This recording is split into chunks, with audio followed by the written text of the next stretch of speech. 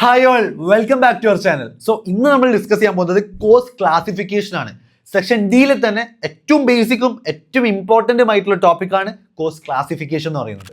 So cost ക്ലാസിഫിക്കേഷനെ കുറിച്ച് സംസാരിക്കുന്നതിന് മുന്നേ കോസ്റ്റ് എന്താണെന്ന് എല്ലാവരും അറിഞ്ഞിരിക്കണം.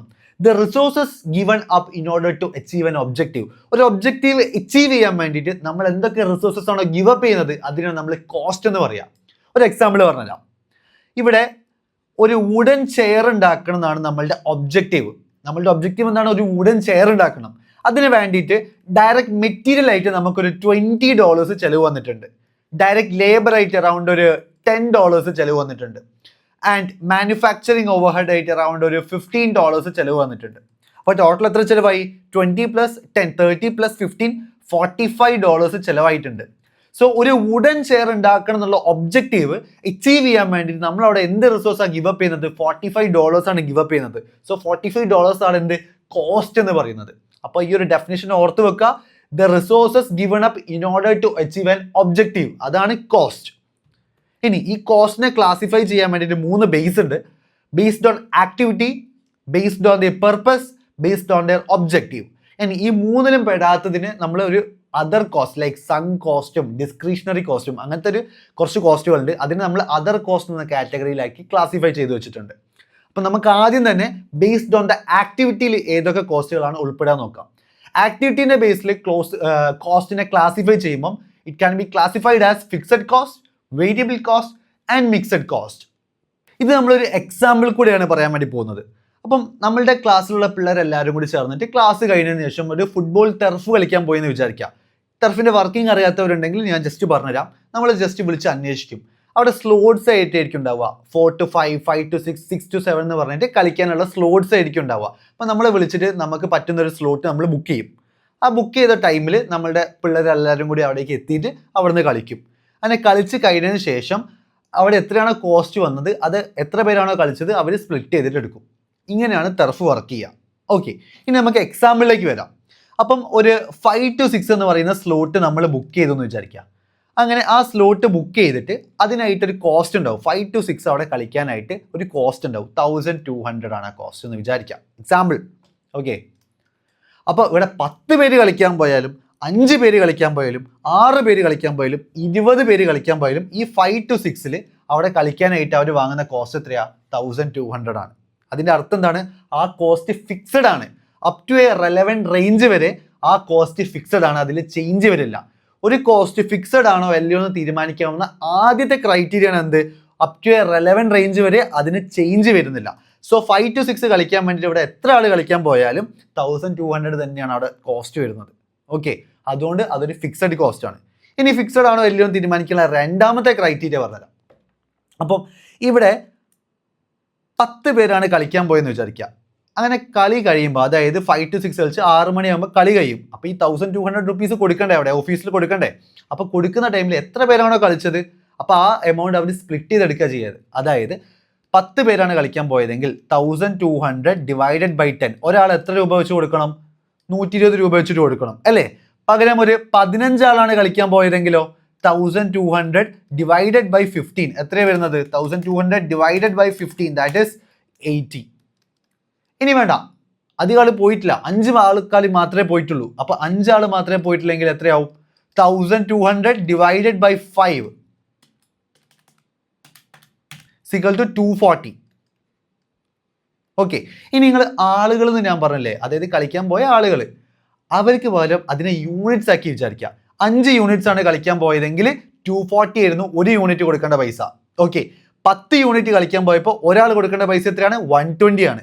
15 യൂണിറ്റ് കളിക്കാൻ പോയപ്പോൾ ഒരാൾ കൊടുക്കേണ്ട പൈസ എന്ന് പറഞ്ഞിട്ടുണ്ടെങ്കിൽ 80 ആണ്. ഇവിടെ നിങ്ങൾ കാര്യം ശ്രദ്ധിച്ചോ, യൂണിറ്റ്സ് കൂടുന്നതിനനുസരിച്ച് പെർ യൂണിറ്റ് കോസ്റ്റ് കുറഞ്ഞുകൊണ്ട് വരികയാണ്. അതായത് 5 യൂണിറ്റ് ആകുമ്പോൾ അത് 240 ആയിരുന്നു, 10 യൂണിറ്റ് ആയപ്പോൾ അത് 120 ആയിട്ട് കുറഞ്ഞ്, 15 യൂണിറ്റ് ആയപ്പോൾ അത് 80 ആയിട്ട് കുറഞ്ഞ് അല്ലേ? യൂണിറ്റ്സ് കൂടുന്നതിനനുസരിച്ച് പെർ യൂണിറ്റ് കോസ്റ്റ് കുറഞ്ഞുകൊണ്ടേ വരും. ഒരു കോസ്റ്റ് ഫിക്സഡ് ആണോ അല്ലയോ എന്ന് തീരുമാനിക്കാനുള്ള രണ്ടാമത്തെ ക്രൈറ്റീരിയ എന്താണ്? യൂണിറ്റ്സ് കൂടുന്നതിനനുസരിച്ച് പെർ യൂണിറ്റ് കോസ്റ്റ് കുറഞ്ഞുകൊണ്ടേ ഇരിക്കും. ഓക്കെ, അപ്പോൾ ആദ്യത്തെ ക്രൈറ്റീരിയ എന്തായിരുന്നു? Up to a relevant range വരെ കോസ്റ്റ് ചേഞ്ച് ആവില്ല. രണ്ടാമത്തെ ക്രൈറ്റീരിയ എന്താണ്? യൂണിറ്റ്സ് കൂടുന്നതിനനുസരിച്ച് പെർ യൂണിറ്റ് കോസ്റ്റ് കുറഞ്ഞുകൊണ്ടേ ഇരിക്കും. മറക്കണ്ട, 2 ക്രൈറ്റീരിയ ആണുള്ളത്. ഫിക്സഡ് കോസ്റ്റ് ആണോ അല്ലയോ എന്ന് തീരുമാനിക്കാനുള്ളത്. Next cost, variable cost. പേര് പോലെ തന്നെ വേരിയബിൾ ആയിരിക്കും. അപ്പം നമ്മൾ നേരത്തെ അതേ എക്സാമ്പിളിലേക്ക് വരാം. ഒരു 5 to 6 നമ്മൾ കളിച്ചുകൊണ്ടിരിക്കുമ്പം ഒരു 5:30 ആയി. ഒരു അരമണിക്കൂർ കളിച്ചപ്പോൾ തന്നെ നമ്മളുടെ എല്ലാ ഫ്രണ്ട്സിനും എല്ലാവർക്കും എന്തായി, ക്ഷീണമായി. അപ്പോൾ അവരെന്ത് ചെയ്ത് ബ്രേക്കിന് വേണ്ടി പുറത്തേക്ക് ഇറങ്ങി. അങ്ങനെ പുറത്തേക്ക് ഇറങ്ങിയപ്പം അവിടെ തൊട്ടടുത്തിട്ട് ഒരു കഫ്റ്റീരിയ ഉണ്ട്. അവിടെ പോയിട്ട് വെള്ളം കുടിക്കാൻ വേണ്ടി പോയി വരും. അപ്പം അവിടെ ഒരു വാട്ടർ ബോട്ടിലിന് 10 രൂപയാണ്. ഓക്കെ, 10 രൂപയാണ് കോസ്റ്റ്. 5 പേരാണ് വെള്ളം കുടിക്കാൻ പോയത്. അപ്പോൾ ടോട്ടൽ കോസ്റ്റ് എത്രയായി? 50 ആയി അല്ലേ? ടോട്ടൽ കോസ്റ്റ് എത്രയായി? 50 ആയി. പകരം ഒരു 8 പേര് വെള്ളം കുടിക്കാൻ പോയെന്ന് വിചാരിച്ചു. അപ്പോൾ എത്രയായി? 10 into 8 = 80. വേണ്ട, 10 പേരും വെള്ളം കുടിക്കാൻ വേണ്ടി പോയി. അപ്പോൾ എത്രയായി? 10 into 10 100 ആയി ടോട്ടൽ കോസ്റ്റ് അല്ലേ? ഇവിടെ യൂണിറ്റ്സ് കൂടുന്നതിനനുസരിച്ച് ടോട്ടൽ കോസ്റ്റ് കൂടുന്നില്ലേ? 5 യൂണിറ്റ് വെള്ളം കുടിക്കാൻ പോയപ്പോൾ ടോട്ടൽ കോസ്റ്റ് 50 ആയി. 8 യൂണിറ്റ് വെള്ളം കുടിക്കാൻ പോയപ്പോൾ ടോട്ടലായിട്ട് കൊടുക്കേണ്ട പൈസ 80 ആയി. 10 പേര് വെള്ളം കുടിക്കാൻ പോയപ്പോൾ ടോട്ടലായിട്ട് അവിടെ കൊടുക്കേണ്ട പൈസ 100 ആയി. ബട്ട് ഒരാൾ കൊടുക്കേണ്ട പൈസ 10 രൂപ തന്നെയല്ലേ? ഒരാൾ കൊടുക്കേണ്ട പൈസ 10 രൂപ തന്നെയല്ലേ? ഇപ്പം 5 പേര് കുടിക്കാൻ പോയാലും 8 പേര് കുടിക്കാൻ പോയാലും 10 പേര് കുടിക്കാൻ പോയാലും ഒരാൾ കൊടുക്കേണ്ട പൈസ 10 രൂപ തന്നെയല്ലേ? അതിൽ ചേഞ്ച് വരുന്നുണ്ടോ? ഇല്ലല്ലോ. അപ്പം വേരിയബിൾ കോസ്റ്റ് ആണോ അല്ലയോ തീരുമാനിക്കാനുള്ള ക്രൈറ്റീരിയ ആണ് യൂണിറ്റ്സ് കൂടുന്നതിനനുസരിച്ച് ടോട്ടൽ കോസ്റ്റ് ഇൻക്രീസ് ചെയ്യും. But per unit cost remains the same. എന്തായിരുന്നു? യൂണിറ്റ്സ് കൂടുമ്പോൾ 5 നിന്ന് 8 ആവുമ്പം 50 നിന്ന് 80 ആവുന്നുണ്ട് ടോട്ടൽ കോസ്റ്റ്. ബട്ട് ഒരാൾ കൊടുക്കേണ്ട എമൗണ്ട് 10 രൂപ തന്നെയാണ്. ഒരു ബോട്ടിലിന്റെ പ്രൈസ് തന്നെയാണ് ഒരാൾ കൊടുക്കേണ്ടത് അല്ലേ? അപ്പം അത് 10 രൂപ തന്നെയാണ്. ആൾക്കാർ കൂടുന്നതിനനുസരിച്ച് ടോട്ടൽ കോസ്റ്റ് കൂടും, but per unit cost remains the same. ഇതാണ് വേരിയബിൾ കോസ്റ്റ് ആണോ അല്ലയോ തീരുമാനിക്കാനുള്ള ക്രൈറ്റീരിയ. ഓക്കെ, അടുത്തതായിട്ട് മിക്സഡ് കോസ്റ്റ്. മിക്സഡ് കോസ്റ്റ് എന്ന് പറഞ്ഞിട്ടുണ്ടെങ്കിൽ പേര് പോലെ തന്നെ വേരിയബിൾ കോസ്റ്റിന്റെയും ഫിക്സഡ് കോസ്റ്റിന്റെയും ഒരു ബ്ലെൻഡ് ആണ് എന്ത്? മിക്സഡ് കോസ്റ്റ് എന്ന് പറഞ്ഞിട്ടുണ്ടെങ്കിൽ. ഈ മിക്സഡ് കോസ്റ്റിനെ തന്നെ നമുക്ക് രണ്ടായിട്ട് ഡിവൈഡ് ചെയ്യാൻ വേണ്ടി പറ്റും. മിക്സഡ് ഫിക്സഡ് കോസ്റ്റും മിക്സഡ് വേരിയബിൾ കോസ്റ്റും. ഓക്കെ, മിക്സഡ് ഫിക്സഡ് കോസ്റ്റും മിക്സഡ് വേരിയബിൾ കോസ്റ്റും. എന്താണ് മിക്സഡ് ഫിക്സഡ് കോസ്റ്റ്? ഇപ്പം നമ്മൾക്കൊരു നേരത്തെ അതേ എക്സാമ്പിളിലേക്ക് തന്നെ പോവാം. 5 to 6 ആണ് നമ്മൾ സ്ലോട്ട് ബുക്ക് ചെയ്തിട്ടുള്ളത് അല്ലേ? 5 to 6. ഓക്കെ, 5 to 6 ബുക്ക് ചെയ്തപ്പോൾ നമുക്ക് എത്രയായി അവിടെ എമൗണ്ട്? 1200 ആയി എമൗണ്ട് അല്ലേ? അപ്പോൾ നമ്മൾ വിചാരിക്കണം 60 മിനിറ്റ് കഴിഞ്ഞിട്ട്, അതായത് 6 മണിയായപ്പോൾ അവിടുത്തെ അലാറം അടിഞ്ഞു. അവിടുത്തെ ആൾ വന്നിട്ട് പറഞ്ഞു ഇനി കളിക്കാൻ പറ്റില്ല, നമുക്ക് അലോട്ട് ചെയ്തുന്ന ടൈം കഴിഞ്ഞു എന്ന് പറഞ്ഞു. അപ്പോൾ നമ്മൾ പറയാണ് ഞങ്ങൾക്ക് ഇതുപോലെ കുറച്ചും കൂടി നേരം കളിക്കണം എന്ന് പറയാം. അപ്പോൾ 5 മിനിറ്റോ 10 മിനിറ്റോ എക്സ്ട്രാ ആയിട്ടാണ് നമ്മൾ വാങ്ങുക. അല്ല, അടുത്ത സ്ലോട്ട് കൂടി നമ്മൾ ബുക്ക് ചെയ്യും അല്ലേ? അതായത് 6 to 7 കൂടി നമ്മൾ ബുക്ക് ചെയ്യും. അപ്പോൾ എത്രയായി നമ്മളുടെ കോസ്റ്റ്? 6 to 7 എന്ന് പറയുമ്പോൾ 1200 കൂടി നമ്മൾ കൊടുക്കണം. അപ്പോൾ 2400 ആയി നമ്മളുടെ കോസ്റ്റ് എന്ന് പറഞ്ഞിട്ടുണ്ടെങ്കിൽ അല്ലേ? ടോട്ടൽ കോസ്റ്റ് 2400 മാറി. ആ 7 മണിയായിട്ട് നമ്മൾക്ക് കളിച്ചിട്ട് മതിയായില്ല, 1 ഹവറും കൂടി കളിക്കണം എന്ന് പറയുകയാണ്, അല്ലെങ്കിൽ കുറച്ച് പേരും കൂടി കളിക്കണം. അപ്പോൾ അടുത്ത സ്ലോട്ട് കൂടി നമ്മൾ ബുക്ക് ചെയ്യേണ്ടി വരികയാണ്. അതായത് 7 to 8 കൂടി നമ്മൾ ബുക്ക് ചെയ്യേണ്ടി വരിക. അപ്പം നമ്മളുടെ കോസ്റ്റ് എത്രയായി? നേരെ 1200 കൂടി ആഡ് ചെയ്ത് പോവുക ചെയ്യുന്നത്. അപ്പോൾ എത്രയായി? 3600 കോസ്റ്റ് മാറി. അപ്പോൾ ഇവിടെ കണ്ടു, സ്റ്റെപ്പ് ബൈ സ്റ്റെപ്പ് ആയിട്ടാണ് കോസ്റ്റ് കയറുന്നത്. അതായത് 1200 ഉള്ളത് 2400 ആയി, ദെൻ 3600 ആയി.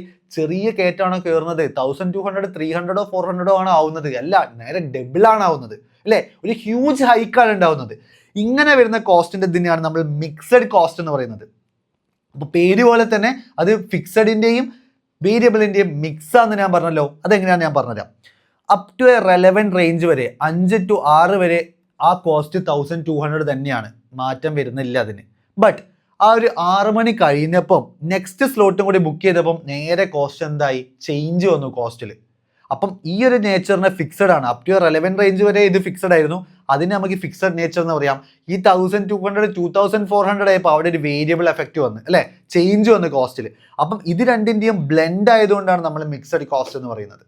ഓക്കെ, അടുത്തതായിട്ട് മിക്സഡ് വേരിയബിൾ കോസ്റ്റ്. ഇത്രയും നേരം നമ്മൾ കളിക്കുന്ന ആൾക്കാരുടെ പെർസ്പെക്റ്റീവിൽ എന്ന് പറഞ്ഞു. ഇനി നമുക്ക് ഈ ഒരു ടർഫിൻ്റെ ഒരു ഓണറിൻ്റെ പെർസ്പെക്റ്റീവിൽ പറയാം.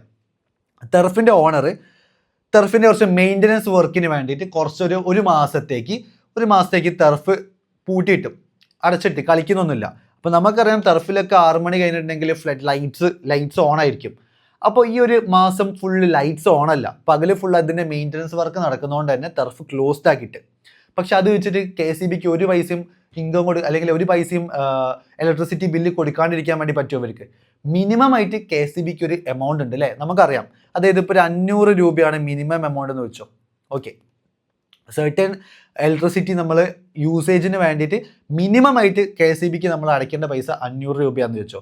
അത് കഴിഞ്ഞിട്ടുണ്ടെങ്കിൽ ബാക്കി നമ്മളുടെ യൂസേജിനനുസരിച്ചായിരിക്കും നമ്മളുടെ ഇതുണ്ടാവുക, ബില്ലുണ്ടാവുക. അതായത് കുറച്ച് നമ്മൾ യൂസ് ചെയ്തിട്ടില്ലെങ്കിൽ ചിലപ്പോൾ 600 രൂപയൊക്കെ ആയിരിക്കും, കുറച്ചും കൂടി നമ്മൾ യൂസ് ചെയ്തിട്ടുണ്ടെങ്കിൽ ഒരു 700 രൂപയൊക്കെ ആയിരിക്കും. മിനിമം ആയിട്ടൊരു എമൗണ്ട് ഉണ്ട്, അത് ഫിക്സഡ് ആണ്, അത് നമ്മൾ യൂസ് ചെയ്തിട്ടില്ലെങ്കിലും കൊടുക്കണം. അപ്പോൾ അതാണ് ദ ഫിക്സഡ് പാർട്ട് എന്ന് പറഞ്ഞെങ്കിൽ മിനിമം ആയിട്ട് 500 രൂപ നമ്മൾ യൂസ് ചെയ്തിട്ടില്ലെങ്കിലും കൊടുക്കണം. അത് എന്താണ്, ഫിക്സഡ് ആണ്. ബാക്കി നമ്മൾ യൂസേജിനനുസരിച്ച്, അതിൻ്റെ മേലോട്ട് നമ്മളുടെ യൂസേജിനനുസരിച്ചാണ് നമ്മളുടെ ബില്ല് വരുന്നത്. അതൊരു വേരിയബിൾ പാർട്ടാണ്. നമ്മൾ എത്രയാണോ യൂസ് ചെയ്യുന്നത്, കുറച്ചാണ് യൂസ് ചെയ്യുന്നതെങ്കിൽ കുറച്ചേ വരുള്ളൂ, കൂടുതൽ യൂസ് ചെയ്താൽ കൂടുതൽ വരും അല്ലേ. സോ ഇതിനെ രണ്ടിനെ മിക്സ് ആയതുകൊണ്ടാണ് ഇതിനെ നമ്മൾ മിക്സഡ് വേരിയബിൾ കോസ്റ്റ് എന്ന് പറയുന്നത്. അതിൻ്റെ അകത്തന്നെ ഏത് കാറ്റഗറിയാണ്, മിക്സഡ് വേരിയബിൾ കോസ്റ്റ് എന്ന് പറയുന്നത്. അപ്പോൾ മിക്സഡ് കോസ്റ്റിനെ രണ്ടായിട്ട് തരംതിരിക്കാൻ വേണ്ടി പറ്റും, മിക്സഡ് ഫിക്സഡ് കോസ്റ്റും മിക്സഡ് വേരിയബിൾ കോസ്റ്റും. മിക്സഡ് ഫിക്സഡ് കോസ്റ്റ് എന്ന് പറഞ്ഞാൽ ഹ്യൂജ് ഹൈക്കുകളാണ് ഉണ്ടാവുക, നേരെ ഡബിളൊക്കെ ആയിട്ട് സ്റ്റെപ്പായിട്ടായിരിക്കും കയറുക.